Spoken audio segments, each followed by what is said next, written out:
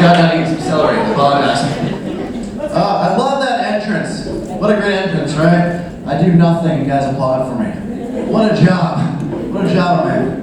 I wish we had that in real jobs. How great would that be, right? Now, coming back from this lunch break, you've seen him in the hallway. You've seen him at the water cooler. Gary from accounting! What a great job that would be. How are you guys? Another weird thing in comedy, when you ask how you're doing, people just say, woo. Be interesting in life. You're at the grocery store. Hey, how are you? Woo! Woo, woo, woo! Just across the aisles. All the time. It's good to be in Vermont. I am from here. A little known fact about Vermont, it's actually a combination of French words that translates into crippling heroin epidemic. So, a little fact there about Vermont. Is this the batch party right here? The bachelor party? Nice. Who's going to the coffin? Who is it? Where's the man? Is he a bachelor partying himself or no? Home masturbating too?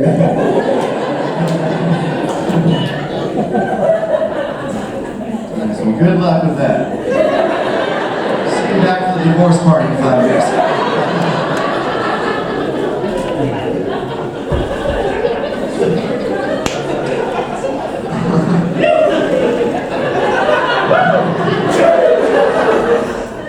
Burlington's a great place. There's a lot of interesting people here in Burlington, I'm sure you all know. I was walking down the street the other day and I saw this woman hop on the hood of a car. I go, man, I don't think it's your car. You should get down from there. And she goes, it's okay, I'm a street performer. Okay. And then she took down her pants and took a shit in the windshield of the car. So I was like, I gotta get some authority. This woman was obviously insane. And I walked away in an epiphany. I was like, oh my gosh, she's a street performer. She did the best impression of a bird I've ever seen in my life. The white shit and everything. I don't know how she did it. Incredible. Yeah, anyone still going through with their New Year's resolutions? Exactly. We just get rid of these things already? They should just be called New Year's acceptances. We just accept how we're pieces of shit that will never change ever. If you're going to do a resolution, have it in the middle of the year, so at least you can live half the year in denial, have a July 4th resolution, and live the other half of the year in disappointment of yourself. You know? I feel like I probably should make a resolution. Unlike Nick, I've been drinking a lot lately. And I say lately, but it's really been like the last 10 years of my life lately. You know? I don't know if anyone's in that boat of denial with me. But the problem is that like I'm a very good drinker. Like I go to my job, I pay my bills, I get my shit done. Like I've never had a rock bottom, so I continue to do it. Sometimes I wish I was that drinker who had like 3 DUIs, wakes up with whiskey in his cornflakes drinker. Because when that guy quits drinking, everyone's like, you did it! You beat the disease, you're so brave. Like every time I try to quit drinking, my friend's like, pussy. Couldn't hang, huh, bitch? Very supportive friends. It's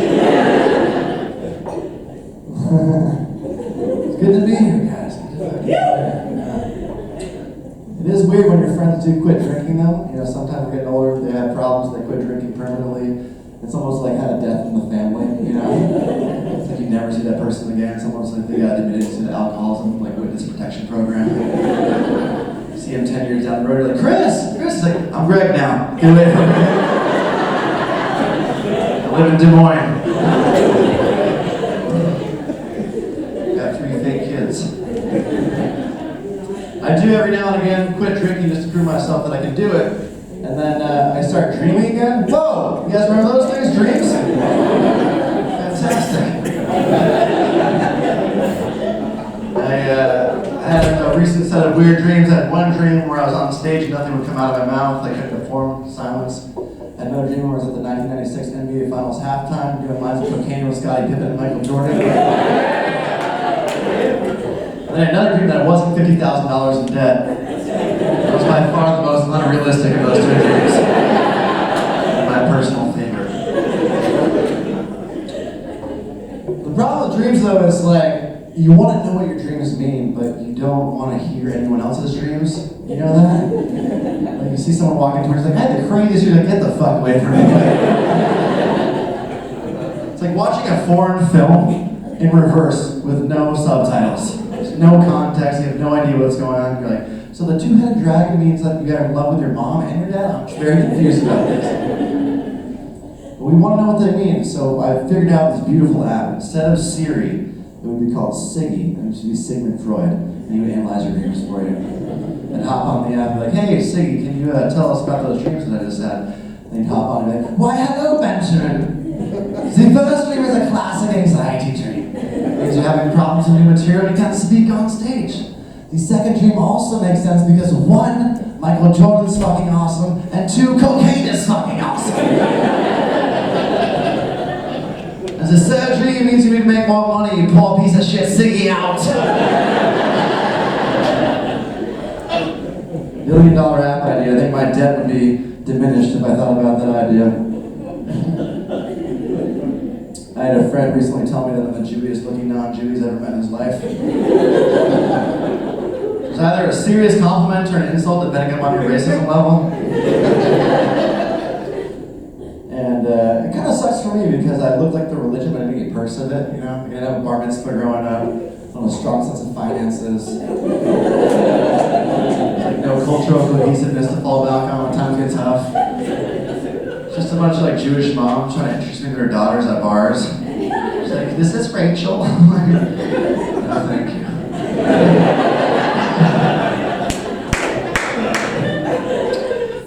I found out that the most famous Jew of all, though, of course I'm talking about the chosen one, the Messiah, the prophet priest of the Middle East, JC. He's the only reason why we're here today, if you didn't know that. He has sex with all of our moms. And I found this out because I was playing basketball in Venice Beach, California with some black gentlemen. And I gotta tell you, if you're a white guy and you want to figure out which famous person you resemble, go hang out with some black guys and they will tell you immediately. We're playing basketball, the guy's picking the teams, he's like, alright man, let's go. This will be me, my homie Jamal, Air Jesus, Anderson Cooper, and the fucking short dude from the Hangover movies.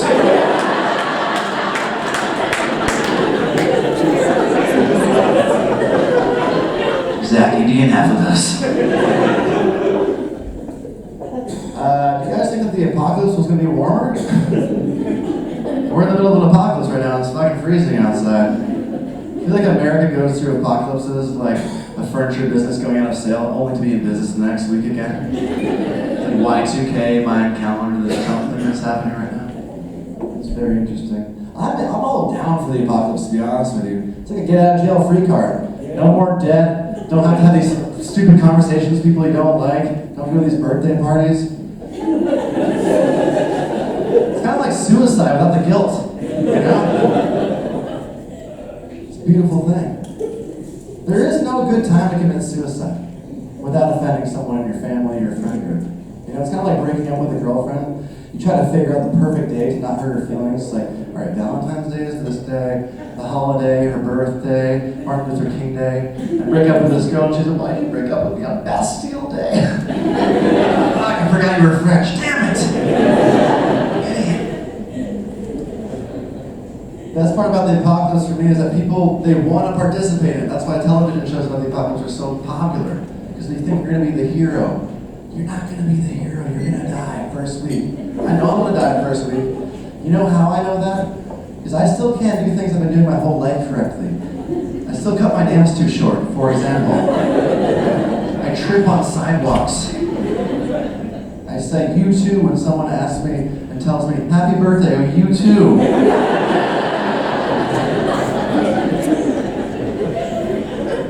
You think you're going to be the hero of apocalypse? Try this move out. Try going on the internet for 1 week. Guarantee you can't do it. By the end of the week, you're going to be with HJs in the back of a Rite Aid to use Google Maps to find out where you live. I'm not going to do it. This is an interesting time in, you know, politics and all that stuff. But the worst part about this whole thing is that people are suddenly poli-sci majors on Facebook. You guys seen that? You know, it's almost like the Olympics where it comes around every 4 years. And people to like pretend to become like fans of fencing. It's like, you don't give a fuck about politics. I knew you as a kid, Brad. You're killing bullfrogs with a 9-iron. Light your farts on fire. I'm not going to you for political morality right now. Stick to your concrete work. Thank you. So weird. So weird. Everyone thinks they know, oh, the electoral college. Almost like you're like dating like a girl who like knows nothing about football, and when the Super Bowl comes along, she just puts on all the gear and she's pissed off the refs. No, I just think about football. Trying to think about my relationship with the government sometimes, and it kind of feels like I'm dating someone that's kind of like maniacal and manipulative, but I stay in a relationship because the sex is too good. America's just too convenient, you know.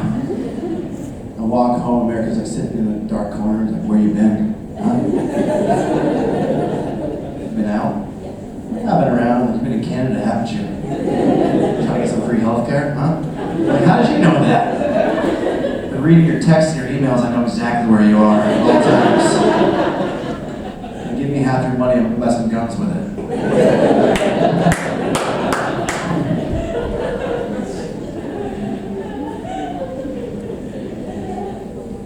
Trump's in there, he's in there, you know, he got in there. I feel like he got in there because we come from a generation when you're a kid, they're like, you can be anything you want when you grow up.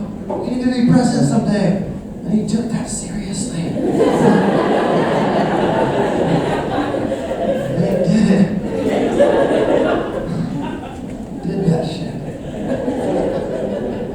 It's like, we shouldn't do that to kids. Set the bar real low. You know?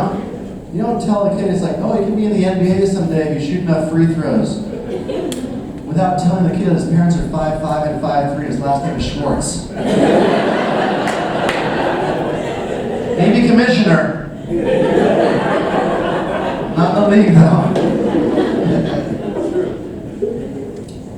I know that. I will never be president.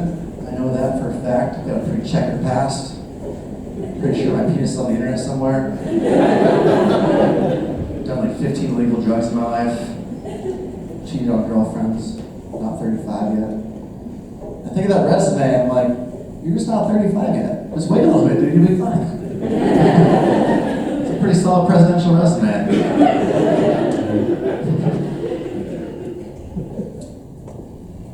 My last name is Blanchard, as Nick told you. It's a French name, so it's actually supposed to be pronounced Blanchard. But I don't want to be that American asshole who pronounces foreign words correctly. You know what I'm talking about? That guy at the party that's like, croissant, Sauvignon Blanc, menage à trois. Dude, it's crescent roll, white wine, and three-way. Fuck out of my party. Francophile freak.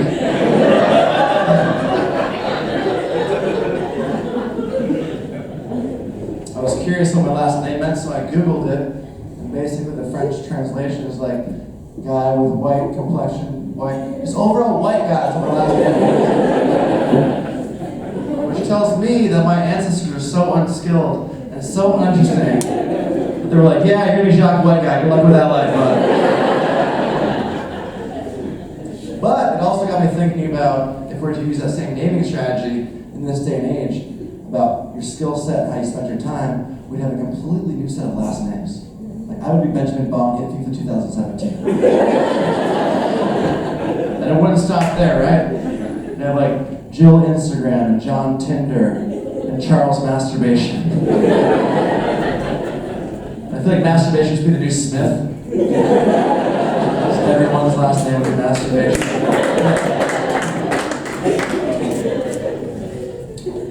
We got a healthy mom, guys. We got a real healthy mom. Does anyone else have healthy parents? A lot of pressure. She has yoga, she's spinning, she looks fantastic. She's so healthy to the point that I think that I might die before her. You know? Which sucks because like no parent wants to see their child die before them, but also I don't get to experience what inheritance feels like. So what's the real tragedy there? Aging's weird. I feel like aging is like watching the stock market crash just one point at a time, very slowly. You know, it's like new red gold, the Dow's down 1. Weird sore muscle, the Dow's down 1. Great pew, the Dow is crashing. Sell.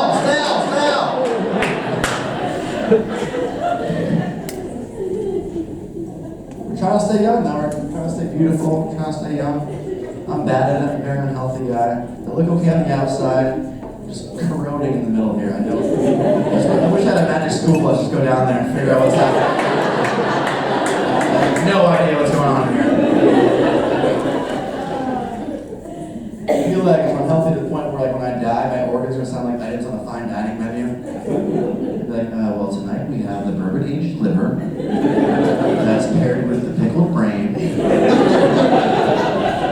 and the heart stuffed with ghee with blue cheese, accompanied by the smoked lung. And things like, excuse me, is that hickory or barbecue smoke? It's actually tobacco smoke. Do you have any Asian items on the menu? Well, we do have the Kobe phallus. That thing was massaged a lot when I was younger.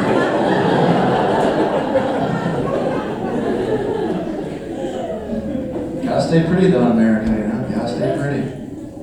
Read an article recently that said that male sperm can actually reduce wrinkles in the skin. Male sperm. Scientific article that said this. And I read this article and I was like, that's why porn stars look so young. It's barely 18 chicks. Not barely 18. They're 35, they're fantastic, giving money shots their whole career. It works. I get some crow's feet myself, so I tried the experiments on myself. I got some of that organic, homegrown sperm, you know? This GMO Monsanto shit, homegrown, right? I got it on there, I got it in my hand, and I went to the bathroom, and I rubbed it on my crow's feet.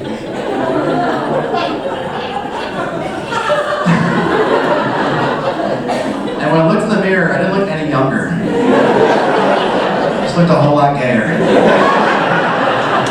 Got pranked by science. So yeah. I'm off pornography. Anyone else off pornography?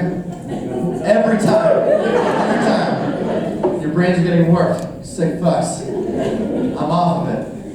I'm off it because when I was watching it one day, I'm like, man, there are too many dicks in this porn. Not even in the video itself, but the advertisements on the side. You know, where it's like, do you want your cock to be 14 inches long? It's just like a gif of like a dick going like this. Jack and the Beancock. But I had to wean myself off. I couldn't just go, cold turkey. So I started out weaning myself off with like lesbian porn, female masturbation porn. I was watching that, and I was like, I need more dicks in my porn. Like a porn Goldilocks. 0 dicks, not enough. 7 dicks, too many. Where's my dick porn porridge and pornography? Where is it? I love commercials. Anyone love commercials? I love them. They're the best. They fuel entertainment, right? The reason why it exists. But I wish they were a little bit more real sometimes. I'll give you 2 examples. There's one commercial on Comedy Central late night.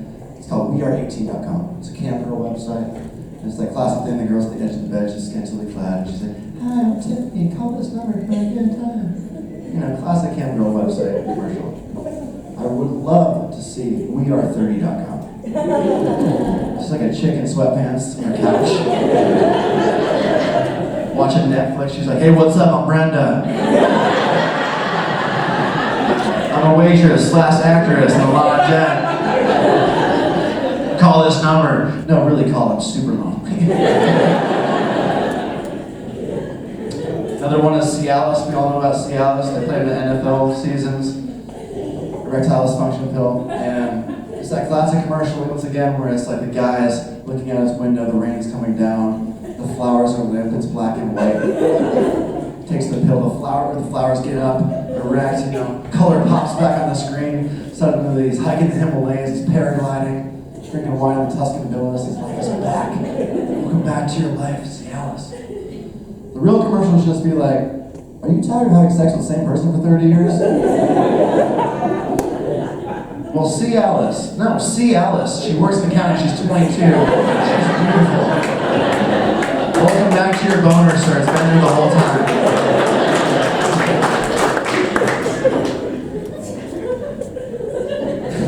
I heard a snort. Oh, I thought I couldn't hear a snort.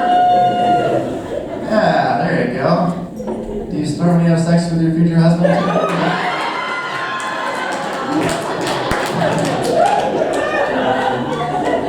That was just for now.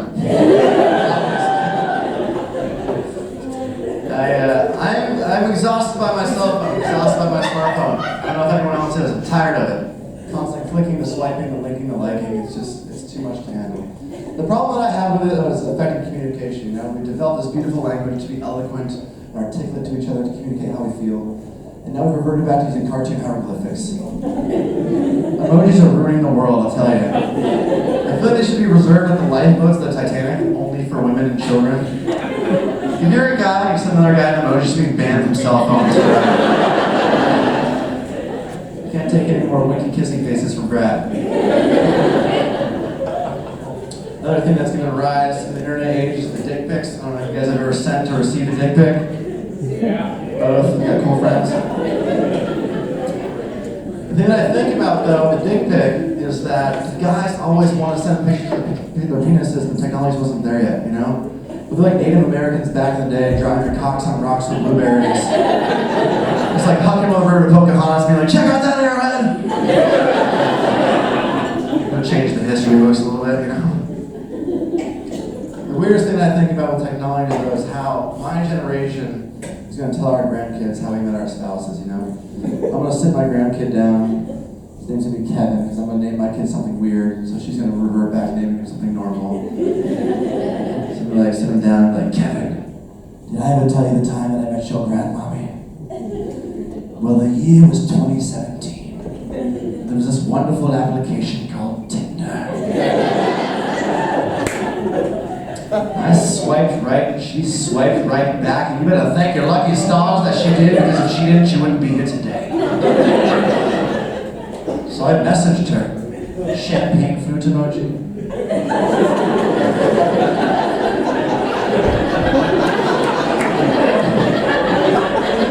Plus beer can emoji. Plus marijuana joint emoji.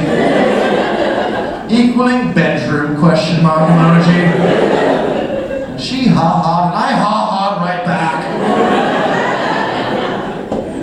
Before we went on our dates, I scoured her Facebook and her Twitter and her Instagram to figure out what she was into, so I could pretend that I was into it too.